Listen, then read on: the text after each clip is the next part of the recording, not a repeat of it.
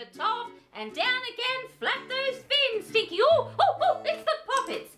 Hello, my little poppets, mums and dads, and welcome to story time once again.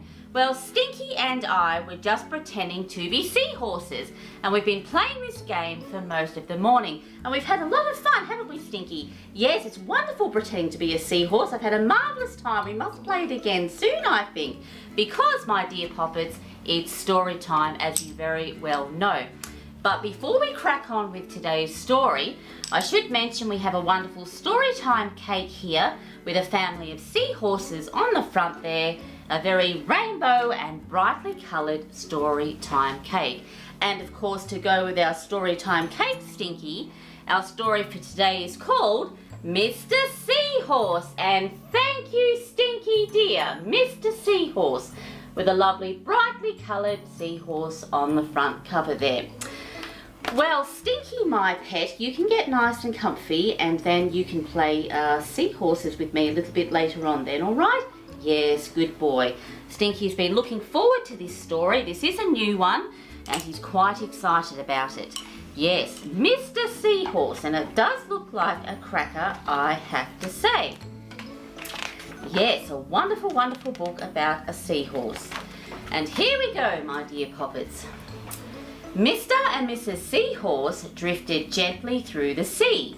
Mrs. Seahorse began to wiggle and twist this way and that. And there they are there, Mr. and Mrs. Seahorse. Lovely rainbow colours there drifting through the ocean. Very, very pretty indeed. It's time for me to lay my eggs, she said. Can I help? Asked Mr. Seahorse. Oh yes, thank you, said Mrs. Seahorse, and she laid her eggs into a pouch on Mr. Seahorse's belly. I'll take good care of our eggs, said Mr. Seahorse. I promise. Well, there they are there, and she's going to lay her eggs in the pouch of Mr. Seahorse. Lots and lots of eggs, and wait for them to hatch. As Mr. Seahorse drifted gently through the sea, he passed right by a group of trumpet fish hidden in a patch of reeds. Well, there's the lovely green reeds there, my poppets. You can see there, lovely green reeds moving in the ocean current there. And if we turn the page, you can see a group of trumpet fish behind them. Lovely orange trumpet fish with green fins and green tails. And there they are there, trumpet fish. Lots and lots of trumpet fish. But before long, Mr. Seahorse met another fish. How are you, Mr. Stickleback? Asked Mr. Seahorse. Delighted, replied Mr. Stickleback. I've just built a nest and right away Mrs. Stickleback laid her eggs in it. Now I am taking good care of them until they hatch. Keep up the good work, said Mr. Seahorse, and he swam on his way. Well, there's Mr. Stickleback there, talking to Mr. Seahorse, and he has just laid his eggs. Lots and lots of eggs. Lots and lots of babies. As Mr. Seahorse drifted gently through the sea, he passed right by a lionfish hidden behind the coral reef. Well, there's the coral reef there, my dear poppets. You can see that there, a brown coral reef. And if we turn the page, you can see the lionfish hiding behind there with all his wonderful stripes. A wonderful stripy lionfish. Look at that. Simply marvellous. So many different fish. But before long, Mr. Seahorse met another fish. How are you, Mr. Tillipper? Asked Mr. Seahorse. Mr. Tillipper couldn't answer. His mouth was full of eggs. I know, said Mr. Seahorse. Mrs. Tillipper has laid her eggs. Now you are taking good care of them until they hatch. Mr. Tillipper nodded his head. You must be very happy, said Mr. Seahorse, and swam on his way. And there he is there, talking to Mr. Tillipper there with a mouthful of eggs. Lots and lots of eggs. All these fish are laying eggs. And I do believe he's a wonderful blue and green coloured fish there with some stripes on his back. As Mr. Seahorse drifted gently through the sea, he passed right by a pair of leaf fish hidden among the seaweed. Well, there's the seaweed there, my dear poppets, some more lovely green seaweed. You find lots of seaweed in the ocean, and sometimes if you go to the beach you find it washed up on the shore. And if we turn the page, you can see a pair of leaf fish hidden among the seaweed. And there they are there, two lovely green leaf fishes there swimming along, swimming happily as can be. A pair of green leaf fish. And they do look like leaves, I have to say. But before long, Mr. Seahorse met another fish. "How are you, Mr. Curtis?" asked Mr. Seahorse. "Perfectly fine," replied Mr. Curtis. "Mrs. Curtis has laid her eggs and I have stuck them on my head. Now I am taking good care of them until they hatch."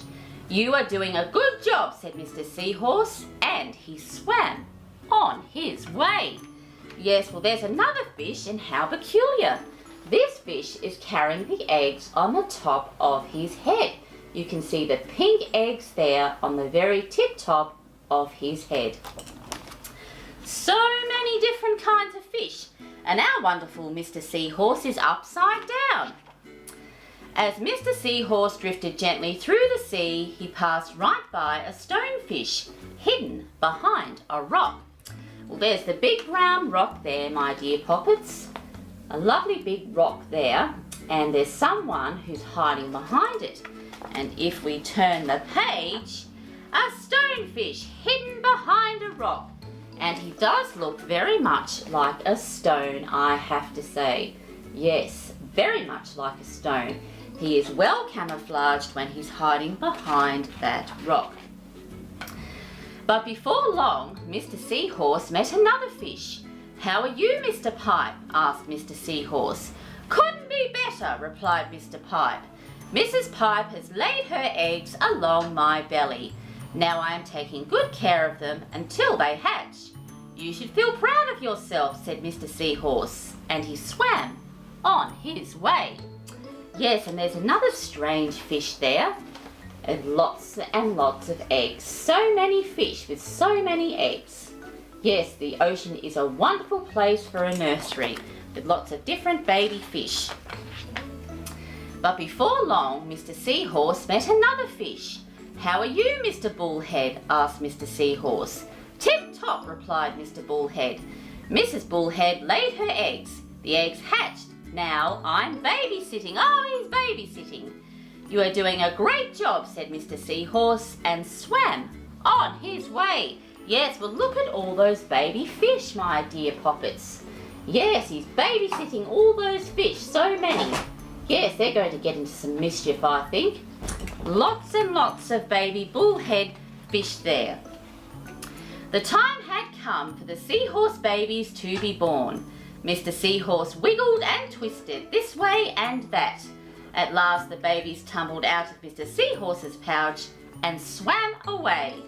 One baby turned around and tried to get back into the pouch. "Oh no," said Mr. Seahorse, "I do love you, but now you are ready to be on your own." And there he is there, the poor fellow. Baby seahorses everywhere. Look at them, my dear poppets, swimming along there, and now they're ready to be on their own. And they're brightly coloured like their dad. The end! And that was called Mr. Seahorse. A very, very good book, I have to say, a brightly coloured book, and I particularly like the illustrations in this book. I thought it was very, very pretty indeed, and very fitting for today.